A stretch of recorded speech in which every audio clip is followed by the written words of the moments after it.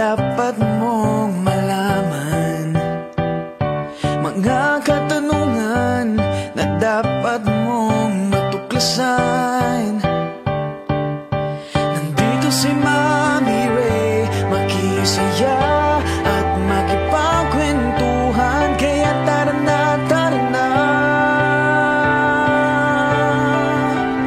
makinood at makisaya, makipagkwentuhan na tayo kay Mommy Ray, kay Mommy Ray, kay Mommy Ray. Makinood at makisaya, makipagkwentuhan na tayo kay Mommy Ray, kay Mommy Ray, kay Mommy Ray.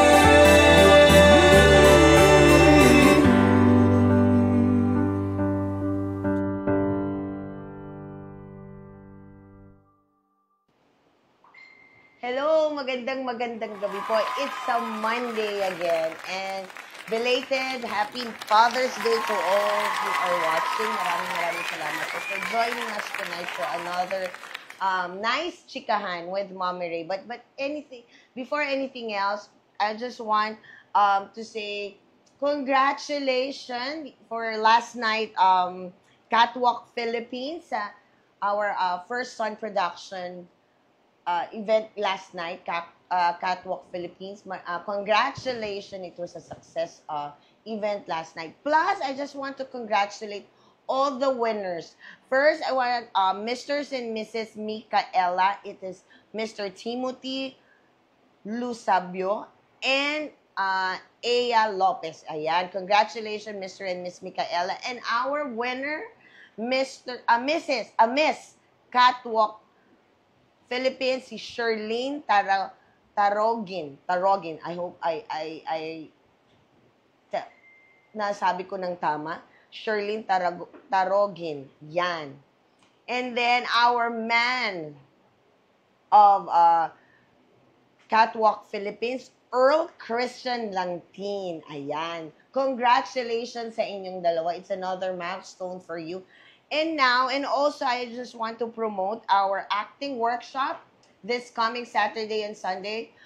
Ignis Novice Management is going to have an acting workshop from June 28 until July 27 for 10 sessions, 6 hours. For more detail, just PM our Ignis Novice Facebook page, and then doon na lang po kayo mag-inquire. So we're gonna have our acting workshop starting next week, June 28. Ayan. So, my guess, because since it's a Father's Day yesterday, so my guess is a father. So, yan po yung gines ko. And also, a doctor, a toy collector, a public servant, CEO and GM, and also an AFP reservist. One of my co-actors in T-Bone Manila and Crazy One. Please welcome Doc Ivan Richard Veray. Hi, Doc. Magandang gabi. Ay, yan. Magandang gabi, Doc. Kamusta? Pagod. Kagaya mo. Magandang gabi. Yeah. Ayan. So, Doc, mag-start tayo ng kwentuhan natin. From where are you ba talaga? Well, Tubong Valenzuela City talaga ako. So, since birth, doon ako. Kaya Valenzuelano talaga ako. So no province? No province? Parang wala kayong Roots, province? meron. Si mother ko is from Pangasinan and Baliwag, Bulacan. Ang father ko naman, ang roots niya is Pampanga. Okay. Pero nung bata ka ba, growing up, pumupunta ka sa province o Valenzuela lang kayo? Wala. Talagang Manila boy na ako. Pinanganak na talaga ako sa Valenzuela. So, actually, sabi ko nga, roots ko, alam ko lang na taga Pampanga ang lolo ko and ang lola ko. Pero talagang from my father and mother, talagang Manila na kami. Ay, ganun pala yun. Pero, since naman, of course, you experience playing outside. Like yung ginagawa nating mga laro before na tumbang preso, taguan, gano'n. Na-experience mo yun? Sanay ako dyan. Gano'n. So, one of the yung talagang boys nung kabataan, no, na parang naglalaro ng habulan, tumbang preso, yan. Yeah. Yung mga jolen-jolen, yung mga gano'n, no? Shato. Yan, right. Nilalaro ko yung shato-shato na yan. So, fast forward tayo. So, kung from Valenzuela ka, doon ka na nag-aral from elementary until high school or doon na lang, doon talaga? Actually, sa ano ko eh. Minsan nakala kasi nila pag doktor ka, medyo okay ka kaagad eh. Oo. So, nag-public school ako. Pati yung kapatid ko. So, I started sa public school, grade 1 to 4, bago ako nag-transfer sa private school, which is Manila Central University. Yan, Centralian ako. Centralian ka. And then college saan? Fatima na ako. Doon na ako nag-pre-med, and then doon na rin ako nag-med proper. Okay. Matalino kasi Fatima. Okay. So, eto na. So, kung doon ka nag-college, anong pre-med mo? Ano ako? BS Zoology. Ay, zoo. Hindi ka Zoo. nag-zoo ka, hindi ka hindi ka kasi ngayon pag ang pre-med usually bio, no? Hindi, during that time, kasi dalawa lang pagpipilian ko, isang BS Zoology and BS Chemistry. Oo. Kasi yung ibang BS, sabi nila may lacking units. Hindi ako magdidire-diretso sa medicine. So, yun ang pinili ko. Okay. Sige. Kasi nung time ko, ang pre-med is bio. BS Biology. BS Bio. Ayan. Naman tanda ko sa'yo, 5 taon.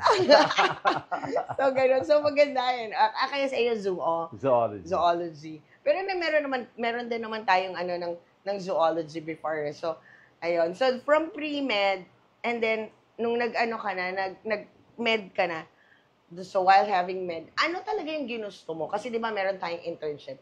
And then, so from your internship, and then nung nag-residency ka, ano yung residency mo talaga? Actually, ayoko na mag-doktor eh. Oh! Nagmadali ako mag-aral, no? Kasi maikwento ko na tuloy dito sa ating mga nanonood. Bunga ako ng teenage marriage. So, yung parents ko nag-asawa na 16. So, 17, pinanganak ako ng mother ko.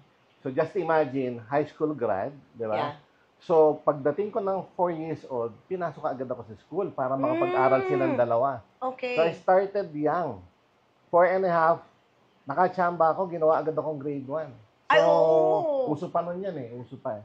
Oo, pero kasi di ba dapat pag grade 1 ka, dapat nasa 6 or 7. 6 or 7. Pero So, ako, nag-grade 1 ako bago ako mag-5.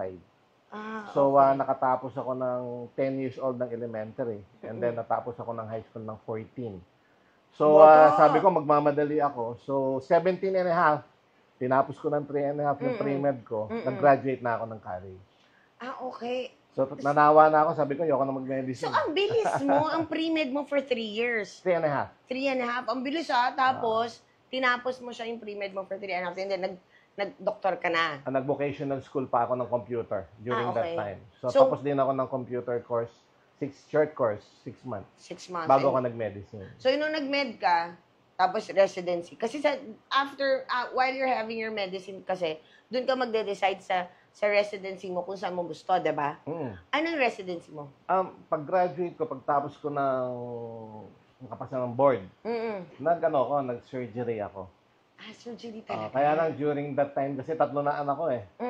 So, sabi ko, mukhang hindi kayang buhay eh. Nung ambisyon ko na mag-surgeon, yung 3 anak ko. So, I decided na, yung tatawag na ng moonlight, mas malaki sweldo nun eh. So, nag-moonlight ako, and then, may nakadiscovery sa aking home care, yung sa mga addict. So, from there, inalok akong mag-manage ng rehabilitation center. Which is another and then from there, nakakilala ako ng mga police, and then doon ako na-recruit magpunta ng PNP.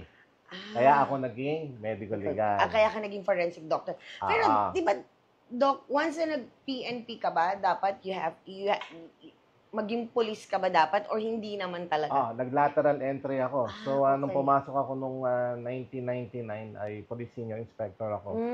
Captain agad kasi doktor nga. So, from there yun. Nag-practice na ako ng forensic. No? So, pero kasi, ang ano mo kasi is surgery eh. So, parang nandun na rin tayo. Itong pag-uusapan natin. Ito talaga, ito yung gusto ko malaman sa pagiging forensic doctor eh. Kasi this is not easy. Sa lahat ng forensic doctor is really not easy kasi hihimayin mo eh, diba? Parang didiscoverhin mo yung ano yung cause ng death ng isang tao. Tama ba ako? Yun ang first and foremost na dapat namin So, bakit namatay yung victim? And lagi ko sinasabi, pag forensic ka, hindi pasyente tawag mo. Kasi pag doctor ka, patient. My patient. Yeah. Pero pag ganon, ang tawag namin sa kanila, may victim. So, Okay. ina-examine ko is not the patient, but the victim. The victim. So, eto, Doc. So, once na nandun na sila, usually ba, gaano katagal mo ine-examine yung victim mo just to get the cause of death? Depende. Depende sa injury sustained by the cadaver, no? Yung namatay. So, mas marami, mas matagal. Pagka isa lang ang tama nun, isa lang ang gunshot wound, isa lang. Oo. So, medyo madali. Yung- However, kung hahanapin mo yung bala, hindi nag-through and through, Yeah. extra work ulit yan. Extra work. Meron bang case like yung victim is like, kakilala mo? Meron naging, kunyari, hindi naman namin kailangan i-mention na, like, ay, kakilala ko to eh. Medyo naging close ko to. Medyo naging acquainted kami sa ganito. Meron bang may nangyaring incident? Wala naman. Hopefully, sana wala. Acquaintance, yes. Kasi sa laki ng ano ko, ano ba, nag-autopsy ako doon sa lugar, naging kaibigan ko. Namatay yan. Kilala ko na siya. Pero yung relative, Yeah. friends, kasi yung, di ba, laking Valenzuela nga ako, na-assign ako sa Region 3. So, hindi ako familiar sa mga tao nun. Okay. So, but yung victim itself, kakilala mo, wala ka pa na-experience na victim itself na nakilala mo, wala naman. Wala So, that's naman. it. Wala naman. Oo. Unless minsan, yung mga ordinary, vehicular accident, Yeah. self-accident, Yeah. nagre-request sila akong mag-examine kasi Oo. taga-roon sila. Naging Okay. kaibigan ko na, pero hindi ko sila dating kaibigan. Dok, pwede ba ikaw na may examine? Parang ganon. And official kasi yan eh. Hindi naman ako pwedeng mamili ng examine. Yeah, exactly. Okay, Sorry. so kailangan ko attendant. Okay, bago po kami magpatuloy ng kwentuhan kasi mahabang kwentuhan, I just wanna say hi dyan sa mga nandyan sa comment section. So sabi ni Rian, hi mommy, hi Rian, congratulations last night. You had a great, yung intermission number mo, ganda-ganda. Maganda ka dyan. Hi, Rian. Tapos sabi ni Rian, congratulations daw kay Earl. Of course, nandyan ang aking bebe ko. Hi, Gail. I'll see you tomorrow, bebe ko. And sabi ng aming director, Jake Mendoza, bagay po kayo dalawa. Ewan ko sa'yo, Jake. Bahala ka dyan. And also, si Ian, ang aming Ian Petro is here. Hi daw, Dad. Hi, Hi Sam. sa inyo. Yan. Kamusta kayo dyan? Tapos yung mga nanonood dyan, you have any question kay Doc, especially about dito sa pag-uusapan namin na kasi ang dami niya nga eh. Hindi ko nga, tatanong ko paano niya na-squeeze everything eh. So dito sa pagiging forensic doctor, so medyo mahaba lang yung pag-uusapan namin. Medyo sobrang ako dito eh. Gusto ko maraming curious ako dyan. So doon, Doc, di ba ang hirap ka? Kasi meron ako pinapanood na American series about yung solving a problem ng isang pinatay, and doon talaga yung sa pagiging forensic, diba? There was a time ba na habang ine-examine mo, parang you have doubt na ito yung cause of death o talagang ito na talaga yung cause of death niya? Yan yung dapat mong pag hindi kasi minsan may nare-refer sa'yo, namatay sa ganito, no? Meron akong isang lumabas sa Soko, no? Oo. Yung bata nahulog daw sa balon. So allegedly droning, no? Yeah. So during my examinations, lumabas na sa TV. During my examination, nagduda ako kasi meron siyang mga pasa, no? Meron siya. So sabi ko, examining ko din yung ari ng bata. So on examination, nare-rape pala yung bata. May gumagamit pala dun sa bata. So later on, it was found out na victim yung bata at tinulak pala nung ama because yung bata ay nag-ayaw na. Oy. Magsusumbong na sa nanay. So nung ginawa yung hinulog nung ama dun sa balon. So crime solved. Ang sarap ng feeling. Pero, hindi ka ba na-attach? Kaya pag nagagalit ka ba once na nalaman mo like that? Na you found out na hindi pala ito yung cause of death. Ang cause of death is yun. Kailangan detach tayo. Detach, no? Minsan affected lang ako. Kung halimbawa, mag-cite lang ako.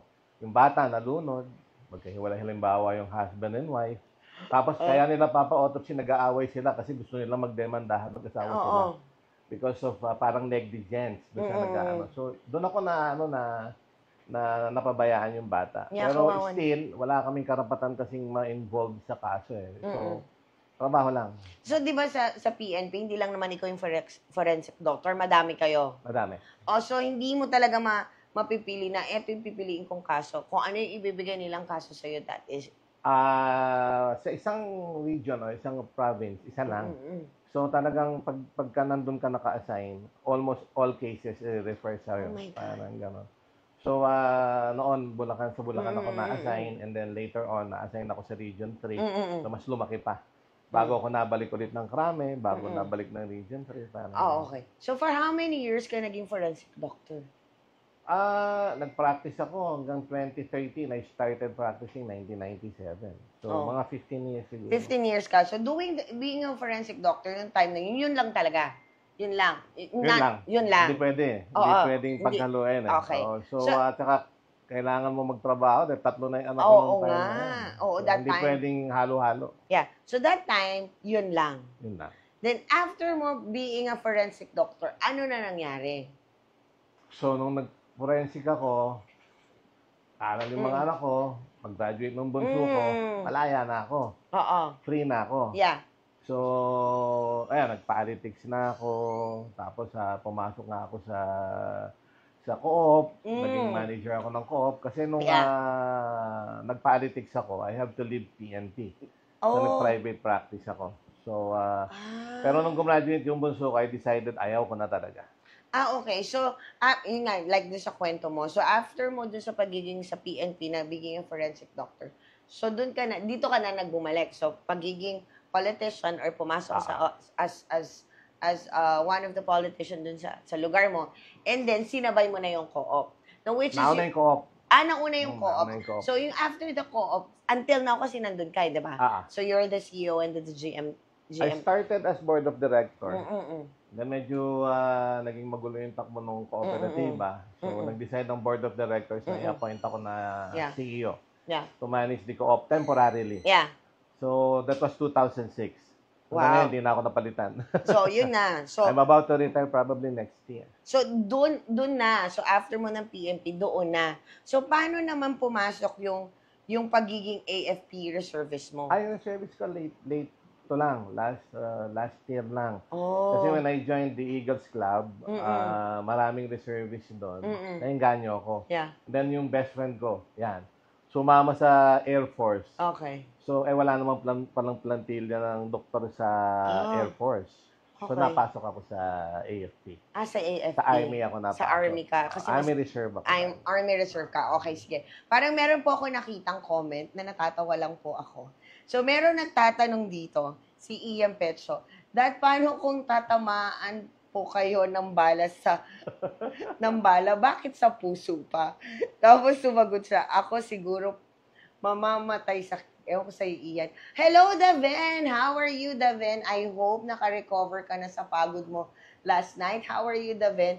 And I hope may boses ka na rin. Parang si Mami may konting boses na. Lahat masama ang pakiramdam after it. Pero it was a nice event yesterday. Ewan ko sa'yo, Ian. O, Doc, sagutin mo daw.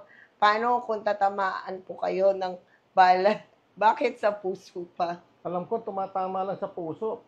Pana ni Cupido. Ba't naging bala ng baril? Ikaw talaga, anak. Niloloko mo kami ni Mami Rachel. Ewan ko sa'yo, Ian. Puro kakalokan. So from there, so yun yung naging busy ka as the CEO of the co-op. Tapos sumabay ba yung pagiging CEO mo doon sa pagiging public service mo? Public servant mo pala. Nag-CEO ako noong 2006.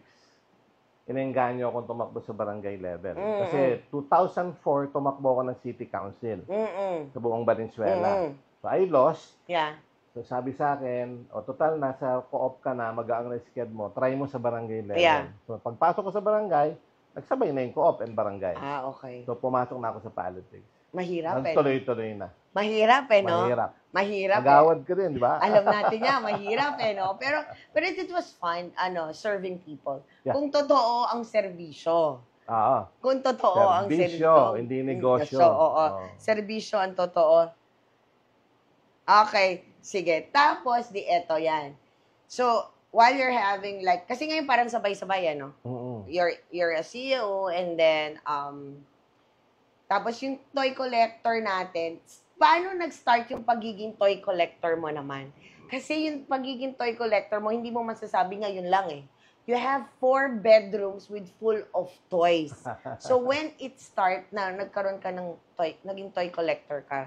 Naging popular yung collections ko nung masama na ako sa mga collectors group eh. Okay. Sila nakadiscover na ang dami ko palang laruan. Kasi hindi ko alam na marami na pala akong laruan. Okay. Ayan, yung mga nanonood po, makikita nyo, ayan po ang kwarto ng aming Doc. Isa sa mga kwarto niya yan eh. Isa po lang po yan sa mga kwarto niya. So, meron akong videong ginawa yan when I was there. Makikita nyo, isa lang po yan sa mga kwarto niya na maraming toys. Alam ko, Second room yan. Oo, That's the second room. Yung pinapakita mo. Ayan, second room yan. Ayun. Okay. I have 4 rooms. Yeah. From 1 cabinet to 2 cabinets to 1 room, Oo. 2 rooms, 3 rooms. And then yun nga, ang ambition ko nga ngayon, kasi tawag ko sa kanila is rest room. So gusto ko maging siyang rest house. Oh my God. Magugulat kasi nung nakita ko siya from the super maliliit na laruan hanggang sa malalaki. Pero nung nag-start ka mag-toy, nag-start ka ng toy collector, sa wrestling na ba talaga o iba-iba pa? Nag-umpisa ako sa Matchbox. Ay, oh yeah. Okay, nakita mo rin, diba? I Mabisita know. kayo sa bahay. So, That's Matchbox. Oo. And then from Matchbox, may nagregalo sa akin ng Hulk Hogan. Maliit. Maliit lang yon. Parang, ang tawag doon, parang gami lang siya. Okay. Yung may alambre sa loob. Then I kept it. And then from there, unti-unti. Kaso nagkaroon ako ng kaibigan na, na nag-spoiled ba. Oo. So, wala pa akong pera eh. Ang priority ko kasi is isa pamilya ko eh. So, biling isa, nagbibigay ng isa, dumami siya ng dumami. Hanggang sa nung gumraduate na yung anak ko, medyo may means na tayo. No? So, yun. Wala na akong ginawa, kundi mamili ng mamili. So, sabi ko nga sa'yo, from 1 cabinet, 2 cabinets, 3 cabinets, 1 room, 2 rooms, 3 rooms, 4 rooms. And then later on, baka isang bahay na. Kaya nga. So, ang nangyari, ganito, Doc, no? So, from Matchbox, tapos na maliliit, at saka nagsentro ka lang talaga sa wrestling. Oo. Nag-DC pa rin ako eh. May Marvel din ako. May nakita pa naman ako doon. Meron. Meron din akong robots. Sila Voltes 5, I have it. I have Voltron, Vanguard 8, mga gano'n. Kaya lang, palibasa siguro mahilig ako sa wrestling. Doon ako nag-focus.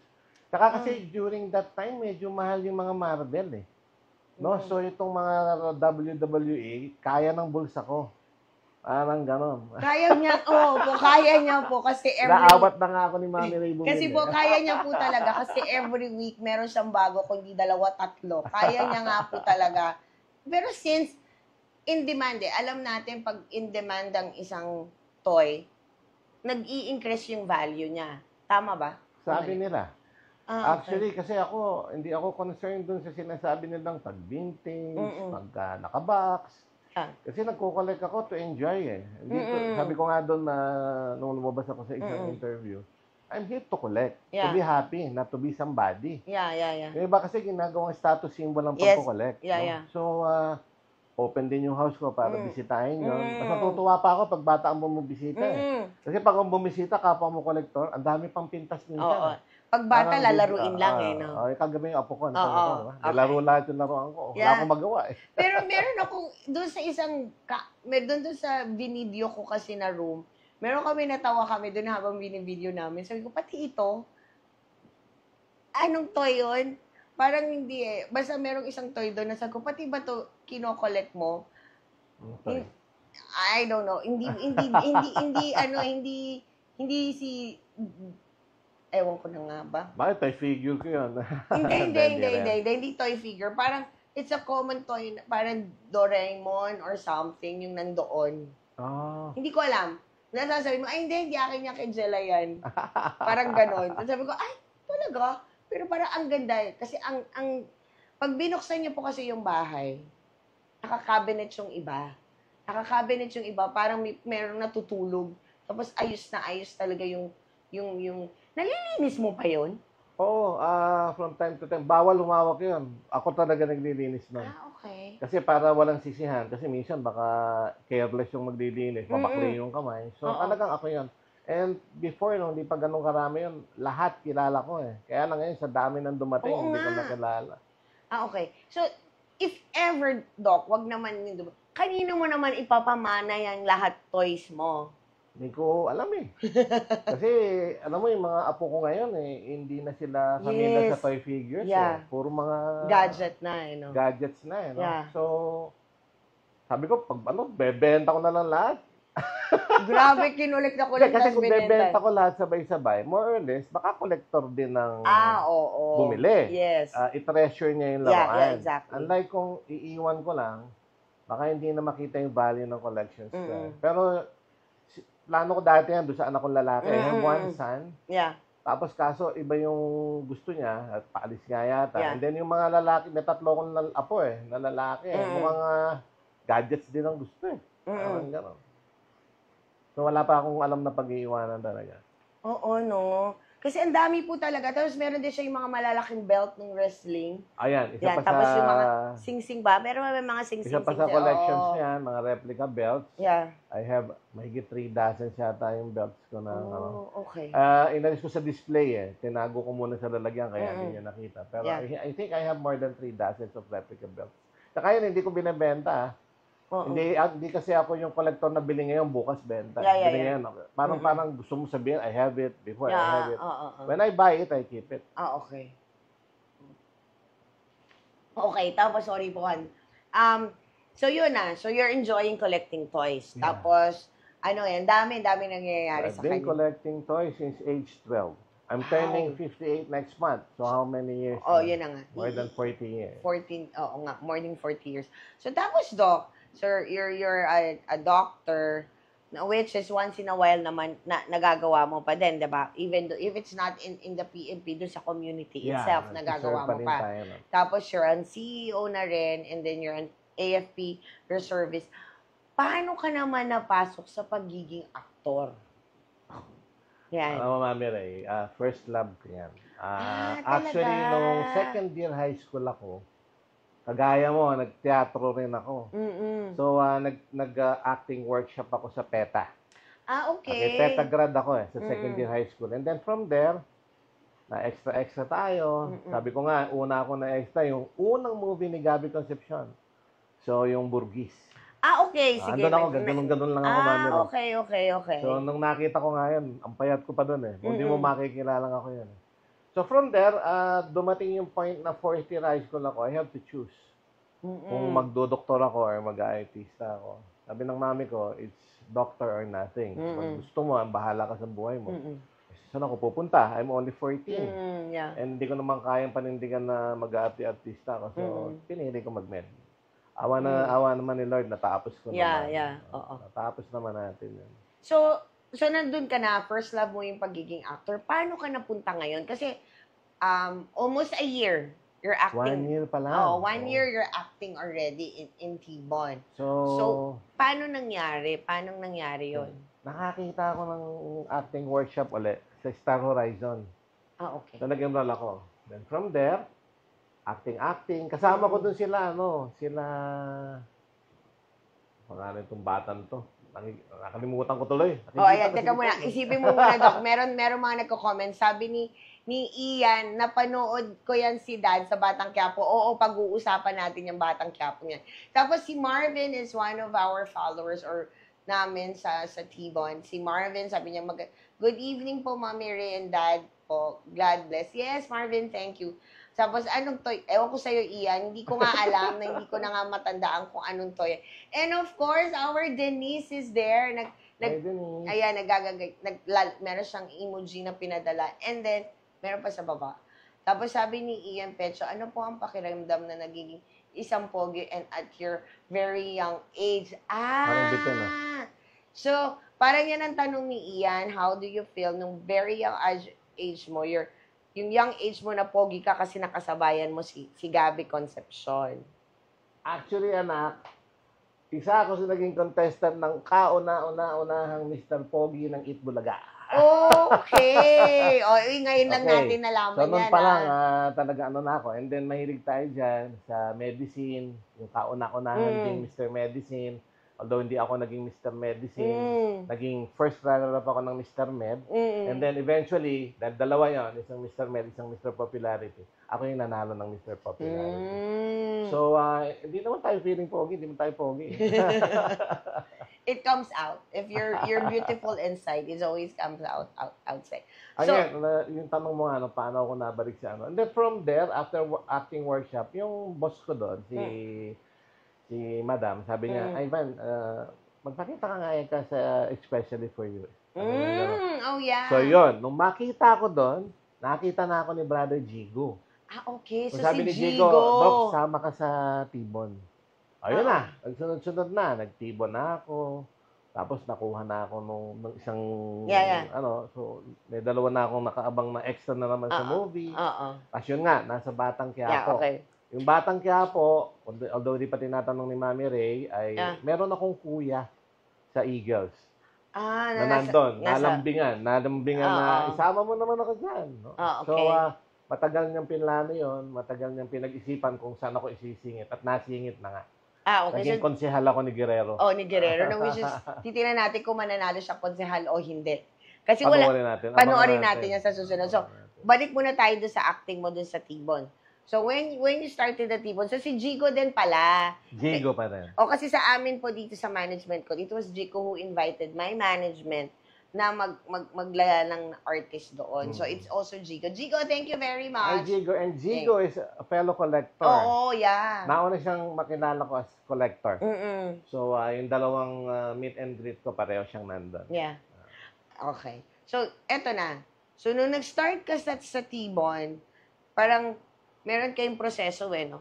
Hindi naman nag-audition ba kayo or you just have to go there that time, titingnan ka nila.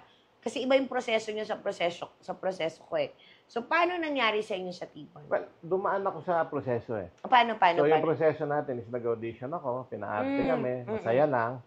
And then, ang nagbigay talaga sa akin dyan ng break si Direk Noy. Sabi ni Direk Noy, kinalabit agad ako, bibigyan ka agad kita ng project. Okay. Ayun, ginawa akong fuckboy. Okay. So, from there, ayan na. So, nagsunod-sunod na. Hanggang sa na-discover na ako ng Tibon, Manila. At sumikat yata ako yung love team natin. Hindi po yung totoo. Hindi po yung totoo. So tapos... most of my exposures kasi tayong dalawa kasama. No? So nanay, asawa, kabit. Parang ganun, di ba? Magkagalit, kahin. Minsan, anak pa kita Oo nga. Oo nga, meron. So, eto na. So sabi mo nga, si Direk Noy gave you the first role as a fuckboy. Yes. Nahirapan? O hindi naman, okay lang, lalaki naman ako Kasi syempre, iba yung sa lalaki diba? Kung paano gagawin. Hindi ba nahirapan? Una bantulot akong gawin kasi doctor, di ba? Tapos biglang fuckboy ang role mo. So, kaya lang sabi ko, gusto ko to. Yeah. So, sunod muna ako. Okay. Obey first before you complain. Yeah. Sunod, fuckboy ulit. Si Aimee naman ang kasama ko, yung sexy natin kasama doon. Yes, of course. One of the popular artists. So, tapos nung makatatlo na ako, binigyan na ako ng role na maayos. So, drama na. Yeah. So, comedy. Yeah. Pati bading. Nakakatatlong bading na yata ako na ginagawa akong bading. Yeah. Yung isa, yung writer, ginawa pa akong anghel. At saka demonyo kami ni Chad. Nakakatawa. Okay. Tapos? Ayun, basta nabigyan ako ng magandang break. Okay. Hanggang sa, yun na nga, nagamit ko na ito para mag-audition din. At yun, nabigyan pa nga pa na rin ako ng pagkakataon na makasama sa isang TV commercial. Yung sa, baka bawal. Hindi pwede sabihin, huwag muna. Okay. So parang nag-ano naman, are you enjoying it naman? Are you enjoying it? Minsan sasabihin mo, napapagod na rin ako. How was it? Sobrang nag-enjoy, kaya lang, ang mahirap kasi kasabay pa ito ng mga public service ko, community service, and especially may work. Yeah, exactly. So, lately kasi medyo dumadalas yung exposure natin. Hindi naman, ang hirap tumanggi kasi gusto mo yung exposure. Yeah. So, it's not for the money, pero yung passion talaga. Gusto ko talaga siya. Okay. So, speaking of passion, kasi sinabi mo nga, as early age, tapos PETA, graduate ka pa. Have you experienced naman nag-act in theater? Oo. Kasi yung graduation namin, bago ko gumraduate sa PETA, nakatatlong stage play kami. Yung final namin, nakalimutan ko na yung pangalan sa Fort Santiago. Diba may stage doon? Raha Sulaiman yata yun. Nakapag-perform ako doon. Okay. So but I was only 12 then. 12 then. That was your first and last. But you haven't tried theater? No, third and last. Nakatatlo kasi. Third and last. So, that was the last theater show you had when you were 12. What if lang, hypothetical question, what if someone offered you na mag-audition ka sa theater para dito sa role na to? Are you gonna go through with it or hindi na muna? Naranasan ko kasi yung theater eh. Mas maburiri ang theater. Ang mahirap sa theater, yung practice every day. Unlike dito sa ginagawa natin sa T-Bon and sa ibang movies, memorize mo yung script, mag-emote ka, tsaka hindi big yung stage. Pag teatro kasi, very big ang stage eh. Tsaka demanding yung time. Demanding sa time. So, tingin ko, hindi ko kakayanin. Hindi mo na Hindi ko naman sa hindi ko tatanggihan ko. Tingin ko, hindi kaya ng oras. Hindi na kaya ng oras mo. And hindi na rin kaya ng edad ko. Hindi din. Kasi diba, may mga actors pa rin po in theater that they really naghahanap ng ganitong itsura or yung character itself like for a father, for like this. Baka lang talaga hindi mo na kaya ng Pero siguro kasi hindi sila magi-start ngayon lang. Ako magi-start ako ngayon lang. Ayun at my age. Yeah, exactly. Kung praktisado ka naman na mula noon, ginagawa mo na yun, kaya mo. Pero ako tingin ko hindi ko nakakayanin. Hindi mo nakakayanin. The demand of time in theater is really hard. Kasi you have to wait for yung ano po yun eh, yung oras ng practice nyo hanggang iguguhol mo. Hanggang doon sa show na iguguhol mo, hindi na kaya ng oras mo. So, sa dinami-dami po ng ginagawa niya, sa dinami-dami ng ginagawa mo, for now, how do you handle your schedule? Handle ng schedule ko, medyo swerte ko. May kaibigan ako. I know. Gumagawa ng schedule. So, mag-aasawa na yata yung kaibigan ko. Hindi ko na alam kung saan ako kukuha ng magiging assistant ko. Hindi, meron yan. Feeling ko may ibibigay siya sa'yo mag-aayos ang schedule mo. But, kidding aside, how do you handle it? Isa lang, wag kang tatanggap ng hindi mo kaya. So, pag may schedule ako, dapat titingnan ko muna doon kung kaya ko pa. So, ganun lang. Sanay naman ako ng multitasking. So far naman, yung panahon na nagtitibon-tibon na ako for 1 year, wala naman ako nakarigtaan sa mga usual work ko. Na pinanggagalingan ng aking everyday living. Tapos, eto, Dokan, pumasok lang ngayon kasi sa isip ko. If there's a time ba na, like, wala ka na sa PNP, di ba, as a forensic doctor, meron ba time na inano ka nila ulit na, Doc, baka pwede ka muna, i-ano namin ka muna ngayon kasi iba tong case na to or something. Parang they're asking for your service again. Meron, pero tinatanggihan ko na kasi parang alam mo, ang mahirap kasi doon yung haharap ka sa court eh. So, yun ang pinakamahirap na parte ng pagiging forensic mo na i-defend mo yung findings mo sa court. So, i-scrutinize ka ng depensa, kailangan pagtanggol mo yung yung nakita mo, yung ano mo. Hindi siya biro. Okay. Unlike yung patient, pag-uwi, tapos na. Ito, pag may kaso, habol na. Kailangan ka ba? Hindi ko kasi natanong kanina, how hard to defend yung isang victim mo? Actually, I'm not defending my victim. Yung ginawa mo pala. Findings mo. How hard to define your findings pala? Kasi sa tagal ng ng pagiging medical legal ko, hindi na ako nahirapan eh.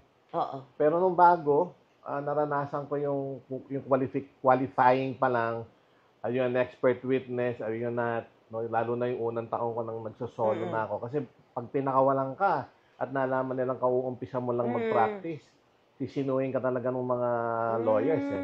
Kaya lang as we go along, na napatunayan mo na who you are, sa dami ng na-examine mo na rin, minsan tinutulungan ka na rin na accept him as an expert witness. He is qualified. Parang ginaganon na nung So, sa dami naman talaga ng kasong hinawakan ko. Sobrang dami talaga, Mami Ray. Yun nga, yung katulad, ang pinakamatagal ba, mga 1 buwan? Or 1 linggo, yung pag-e-examine sa victim? Or meron pang short? Pag-e-examine sa victim, pag binigyan ka ng isang kaso ngayon, matatapos mo yun ng 1 araw. Kung hindi delikado yung gunshot eh. So, kahit 10 tama nun, actually, meron ako stabbing na in-examine, 73 stab wounds.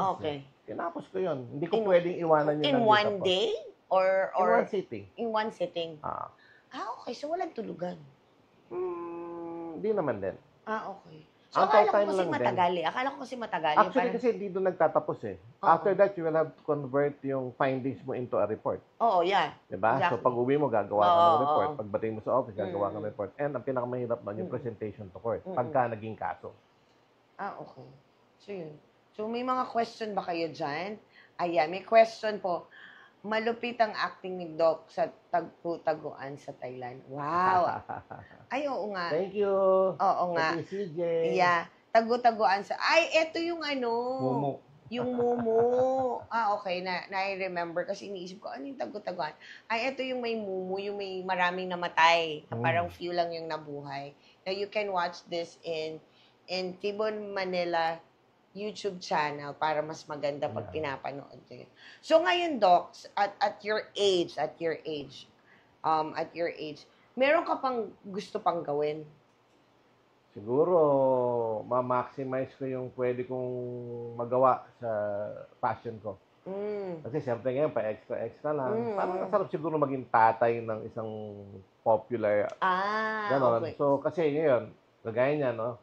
Alam natin, ang role ko sa Batang Quiapo is counselor. Oo.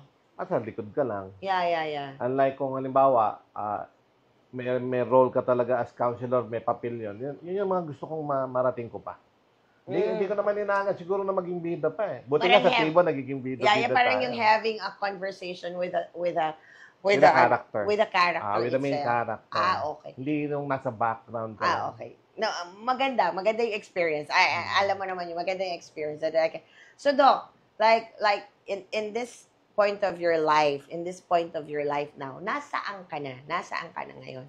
Like, are you, hindi, in general, not only in acting, not only being a public servant, not only being a CEO, ano pa yung pinupursue mo? Nasaan ka ngayon sa point ng buhay mo? Are you contented na ba or what pa? Pagdating sa pamilya ko, happy na ako. Yeah. Kasi stable na yung mga anak ko. Yeah. Andiyan yung mga apo ko. So, ano na lang ako, binabantayan ko na lang sila. Exactly. Pagdating naman sa practice ko sa pagiging doktor ko, palagay ko okay na ako. Hindi ko na gustong dugtungan pa yun. Okay. That's more than enough. Siguro, dito na lang sa passion ko. Actually, retired. Gusto ko nang mag-retire talaga sa pagiging CEO ko. Yeah. Because although this is my 20th year sa co-op, 28th year ko na overall service sa cooperative service. Public service naman, aminado rin ako na kung kakayanin ko pa bang umakyat ng lungsod or kung babalik pa ako ng Kagawad, inaalok tayo, diba? So, minsan hindi mo mahindian at kasi gusto ko pa talagang makaisa sana na makapaglingkod sa barangay namin. Kasi parang bitin ako eh. Hindi ako nakakatatlong term eh. Ko tatlo eh. Ako, walang pa ako ng isa. So, gusto ko pa. Pero pagdating naman dito sa acting, gusto kong may marating pa. Okay. Umaga, satisfied naman ako sa nangyari sa akin for the past year. Kasi second year ko na ngayon. Pero gusto ko may marating pa. Okay. So, parang ano lang. So, from here now, you wanted to serve and do your passion pa. Yes. Okay. So, that's nice. Okay. So, eto, Doc. Kasi ang ganda po ng bahay ni Doc, promise. Naaliw ako sa bahay niya. Hindi siya masigap. Naaliw ako. So, doon sa buong bahay mo, ano yung, kung party ka ng bahay, ano ka? Wala mo. Ano po? Actually, pinaganda ko talaga doon sa party ng bahay ko is bathroom, di ba? Ay, oo. Yeah, ganda ng Yung bathroom ko, niya. nilagyan ko ng bathtub, nilagyan ko ng TV. Yung TV ko may bathtub pa. And then, marami salamin. Kasi, doon ko nililinis yung katawan ko eh. Doon yung pagka-stress ka, maligo ka lang, mare-refresh ka. So, minsan makakatulog ka sa bathtub, di ba? Parang gano'n. Yun siguro yung pinakagusto kong pasya, besides my bedroom. Kasi yung nakita mo, pati bedroom ko pinaganda ko. Kasi, yun ang talagang tambayan ko. So, parang sinasabi mo, yung resting and safe place mo and everything na parang gusto mo, me time is in your bathroom. Kaya bathroom pinipili mo. Okay. Sana may makasama ka doon sa kwarto ko. Tapos ito, may sabi ni Doc Reyes, ayon sa autopsy mo, 2:00 ng madaling araw na, Ang oras ng kamatayan. Pero may nakakita sa kanya sa bahay pa. Nabuhay pa ng 3:00. Anong ipaliwanag mo dun, Doc? So for Direct Jake, wala pa ako na-encounter ng Yeah. ganyan. Hindi kaya mumu yung nakita niya. Ah, Diba? Or baka mamaya yung lapses of time, yeah. akala niya 3 o'clock yon pero na-examine ko ng alas 2 ng madaling araw. Minsan ang may problema kasi doon, yung nagwi-witness na buhay pa. Ako kasi kaya kong panindigan yung in-examine ko siya ng alas 2 na patay na siya eh. So, Yeah. hindi ko alam kung paano i-depensa nung nakakita na buhay pa siya after Yeah. ko ma-examine. Oo, kasi di ba minsan itatanong yung ang ganda ng tanong ni Direk, tinatanong doon ng lawyer nung kabila o kung sino man lawyer na magtatanong sa'yo na, sabi na nakita ng ganitong oras. But for you kasi medically, you can di ba? Kasama sa examination ng isang medical legal, yung time and date of examination. So, may picture yon, may Okay. notation yon. Okay. So, mahihirapan yung magwi-witness na nakita niya pang buhay upon examination Yes, exactly. ko. Kasi firm ako doon. Pag Yeah. sinabi kong patay na siya na examining ko, patay na siya. Ayun. And definitely, sa ginagawa naming tipo na examination, hindi na mabubuhay yun. Okay. Kasi dinadissect namin ang gusto ang Yeah, cadaver. exactly. So definitely, yung burden of proof ay nandun sa nagsabing buhay pa siya after ko yung autopsy. Eto, pumasok lang ulit. Doc, anong mas mahirap na gawing i-examine? The one that is really fresh o yung hinukay ulit kasi para gusto nila ipa-autopsy ulit or ipa-examine? Which is mahirap?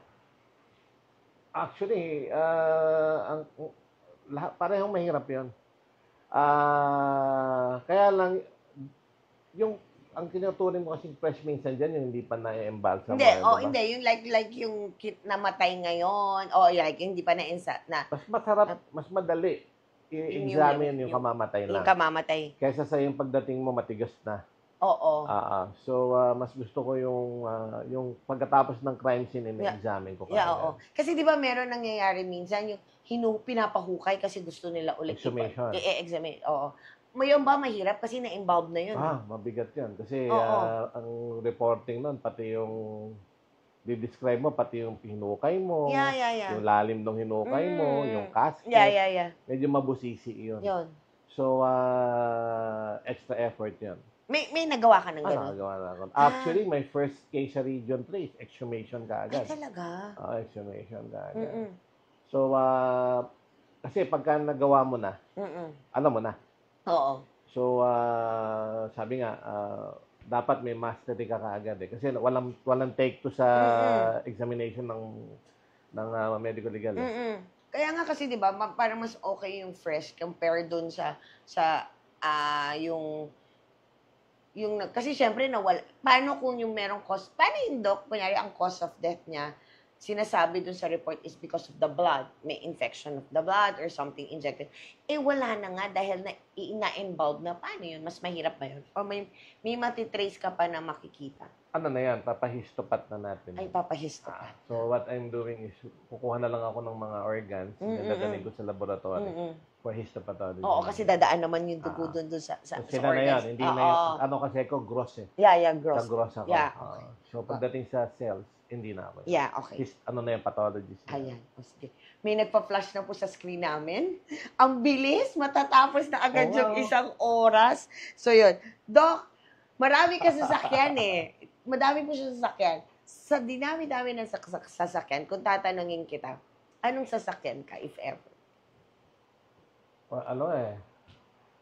Wala ako specific brand kasi. Hindi. Are you for like big, like, kung papipiliin kita? Mas gusto ko yung convenient, maliit, madali yung parada. So, pero, alam mo naman yun eh. Nakikita mo naman yung... Yeah. Hindi kasi diba, meron ako mga ibang guests, gusto nila van. Kaya van daw para... Mas gusto ko yung two-door. Para dalawa lang kami ng kasama ko. Okay. Kasi yung family ko, nakikisakay na lang ako sa kanila eh. So, most of the time, gusto ko, may companion lang ako. So, mas pipiliin ko yung two-seater. So, two-seater ka, pero not exactly like it to be a sports car or anything. Just like a Pagka convenient... two-seater kasi sports car. Oo, di ba yung two-seater sports car? So, more of two-seaters ka lang, like parang sports car. Pagka bibili ko ng gusto ko talaga, two-seater talaga. Two-seater lang? Okay. Sige. So, kasi yung ibang mga naging guest ko, parang gusto nila van, yung iba naman gusto nila yung... Actually, meron ako nag-isang guest, gusto niya Jeep.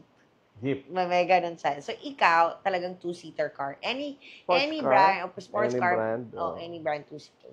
Okay. sa tagal-tagal na lahat, as of now, meron ka bang sinusunod na motto or mantra in life? Meron. Siyempre, golden rule.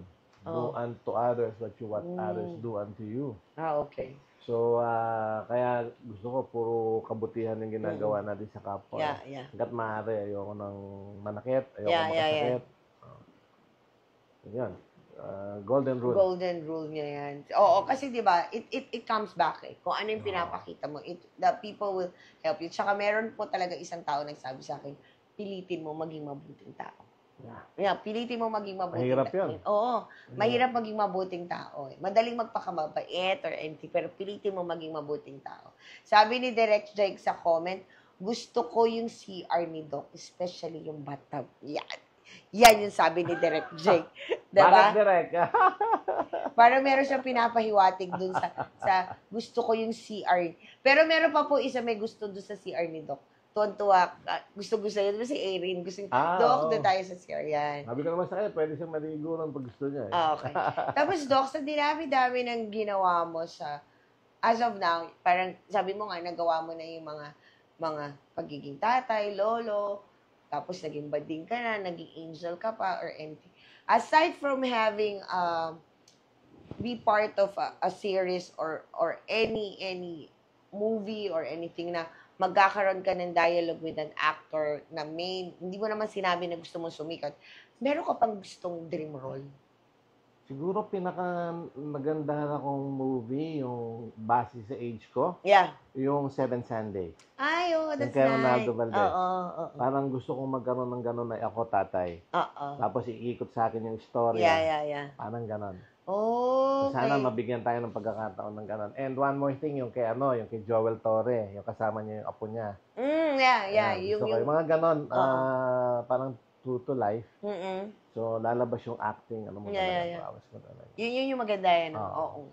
So, ayan. Diyos ko, tapos na po kami. Ang bilis. Sobra. We only have 30 minutes pa lang Yeah, we only have 5 minutes to go na para mag-okay na kami ni Doc. So, bago kami mag-wrap up ni Doc, I'm gonna give you the floor to invite din sa kanila pwede panoorin yung social media na pwede ka nilang i-follow. Magkamali rin ako. To follow, it's your time. Okay, so, una, ang Facebook account ko is Ivan Richard Biray. Yeah. And then, I have my own page, yung Doc Ivan Biray. Fan page ko yun. Kabubukas ko lang nun. Actually, kung gusto niyo ako i-follow, doon niyo ako i-follow. Kasi, yung aking account is naka-private. No, okay. Then, I also have TikTok account, pero hindi ako masyadong active because at my age ba, hindi ko nalalagyan ng mga bagong... Yeah. Pero yung page ko sa Facebook is, ay active na siya. Okay. So, yun. Yun na. Okay. Speaking of page or speaking of Facebook account, just want to warn everybody, baka meron po mag-chat sa inyo. This week kasi something happened to my Facebook account, not my page, my account itself. May gumamit po nung aking pangalan at siyang aking picture and asking money na parang ang ginamit nila na kasi some of you know me that I'm selling in online. I'm nagsisell din ako sa online. Ginamit po yung pangalan ko para makahingi ng pera na which is nagkamali lang po kasi sila na ang mga tinawagan nila is like super close sa akin. Sinat muna ako. So, wala silang na-victim dun sa mga tinatawagan. So, please everybody, please be safe before giving money to other people. Mas lalo na kahit kakilala nyo, na super close nyo, ay tawagan nyo muna yung mismong tao, i-video call nyo. Even the video call, dapat eksakto yung bukas ng bibig dun sa gumagalaw. Yun nga yung sinasabi din sa akin ni Jigo before. So, before anything na mas lalo kung ako po yun, dapat kilala nyo ako na kung paano ko kayo i-address. Especially kasi doon nakuha ng dalawang sa akin, gumamit ng pangalan ko at saka ng profile ko. Doon nila nalaman na hindi to si Mommy Ray because they know how I address people that I'm really close with it. So, wag po kayong maniwala doon kung may nanghihingi sa inyo na ginagamit po yung pangalan ko and my profile. Ayan. Tapos, maraming salamat po for watching tonight. And also, I want to thank our sponsors. Our sponsors po, Hesinea Aesthetic, na meron po silang branches in Shaw Boulevard and also in NS Amoranto sa Quezon City. You can visit their Facebook page, IG, and I think they have also in TikTok para if you want to have special treatment sa inyong skin. They are the one who's taking care of our skin here in Ignis Novis Management. And also, I'm inviting everybody to check or visit our page because we're going to have again our acting workshop starting June 28 until July 27 here in our Ignis Novis Management. 6 hours every weekend. I'm telling you po, maganda to have an acting workshop if you want or pursue your love in acting and you want to be here in this industry. Please enroll and have an acting workshop. And also, if you want to contact and have more details, just contact or message us here in our Ignis Novis Management in our Facebook page, which is, teka po, our FB page is First Sun Production. Teka muna. Ayan, our FB page is First Sun Production. Our FB page also na isa po pa, Ignis Novis Artist Management. Our YouTube channel is First Sun Creatives and our IG account is First Sun Production. Yan. O, smile daw dad, sabi ni Ian. Nakita ko sa feed. Smile daw dad. Tapos ako naman po, please follow me on my Facebook account is Rachel Pulion. My FB page is Mommy Ray 3. My IG account is mommy_ray at 43. This is my new IG account. And also my TikTok or Twitter, my Twitter or X is at mommyray3. And please don't forget us. We have our live shows here every week. Now, I have the Chikahan with Mommy Ray with me, Monday at 7 p.m. And our podcast, which is sobrang sayang podcast namin, every Wednesday at 7 p.m. Up Top Download Podcast with Caleb and Charles, the ultimate tandem na napakasaya every time we have a podcast. And also, every Thursday, Coffee Chat with Daven. Yan din po, 7 o'clock. Also here, live in Ignis Novis Management FB page. Everybody, please take care at mag-ingat po tayo because the weather now is so unpredictable. Umuulan, umaaraw. So always be prepared with your umbrellas and everything. Mag-ingat po tayo. And all the kids now, start na tayo ng pasukan. Mag-ingat, mag-aral mga anak ko. Ayan. And also, I want to congratulate again the Catwalk Philippines for a successful event last night. And also the winners. Si Earl at saka si Sherlyn, congratulations. And also Mr. and Mrs. Micaela, si Timothy, and then si Aya. Congratulations sa inyong lahat. And also, Doc, maraming salamat for a fun interview. Grabe, 1 oras agad dyan. Ang bilis ng kwentuhan. Maraming salamat po sa inyong lahat. And also, see you all next week again here in Chikahan with Mommy Ray. At ang lagi ko pong sa inyong sinasabi, everything that's happening to us, there's always a reason behind it. Bye mga anak. Bye. See you next Monday. Bye. Be safe.